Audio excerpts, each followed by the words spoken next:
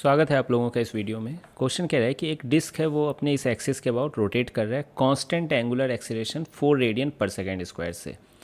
तो पूछा गया आपसे find radial and tangential acceleration of particle at a distance of 1 centimetre. है ना, कोई पार्टिकल है वो 1 सेंटीमीटर की दूरी पे है, ठीक है, इसी डिस्क का पार्ट है। तो उसकी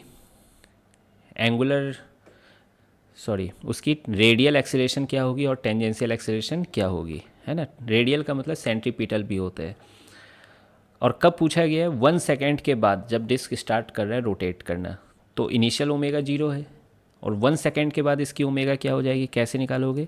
omega equal to omega naught plus alpha t वाले फॉर्मूले से। ओमेगा नॉट 0 हो गया, अल्फ़ा 4 और टाइम की वैल्यू 1 है, तो ओमेगा क्या है 4 रेडियन पर सेकेंड।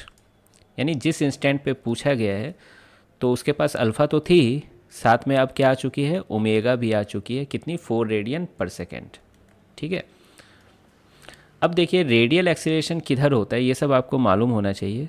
सेंटर की तरफ होता है रेडियल एक्सीलरेशन, ठीक है। और इस रेडियल एक्सीलरेशन की वैल्यू कितनी होती है, ओमेगा स्क्वायर आर, ठीक है। उसी तरह टेंजेंशियल एक्सीलरेशन क्या होगा, अल्फ़ा इस साइड है, ठीक है, तो टेंजेंशियल एक्सीलरेशन यहाँ पर होगा टेंजेंट के डायरेक्शन में, यानी रेडियल के परपेंडिकुलर में होगा, ये परपेंडिकुलर है। तो वैसे तो टेंजेंशियल एक्सीलरेशन की फॉर्मूला होती है alpha vector cross r vector, ठीक है, लेकिन यहाँ अल्फ़ा और आर वेक्टर परपेंडिकुलर है। इनफैक्ट कहीं भी किसी भी पॉइंट पे आप बनाते तो दोनों परपेंडिकुलर होते, तो हम लोग टेंजेंशियल एक्सीलरेशन में डायरेक्ट अल्फ़ा आर ही यूज कर रहा हूँ, ठीक है। अब बस काम रह गया है वैल्यू पुट करने का, तो जल्दी से हम लोग वैल्यू पुट कर देते हैं। ओमेगा स्क्वायर कितना हो जाएगा 16, और रेडियस की वैल्यू कितनी है, मतलब जिस डिस्टेंस पे पूछा गया आर की वैल्यू 1 सेंटीमीटर है, तो 1/100, ठीक है। तो ये क्या हो जाएगा 16/100 मीटर पर सेकेंड स्क्वायर।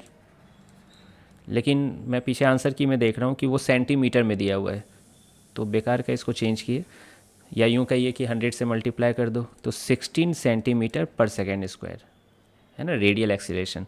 उसी तरह टेंजेंशियल एक्सीलरेशन क्या होगा, अल्फ़ा कितना है, अल्फ़ा 4 है, और रेडियस की वैल्यू फिर से 1/100, लेकिन ये सॉरी फिर से वही हो गया, मीटर पर सेकेंड स्क्वायर में आंसर आ रहा है, फिर सेंटीमीटर में पूछा है, तो यहाँ आप डायरेक्ट 1 लिखते हैं, है ना, सेंटीमीटर में ही रहता। तो ये क्या हो जाता है 4 सेंटीमीटर पर सेकेंड स्क्वायर, ठीक है। तो ये दोनों आंसर आ चुका है।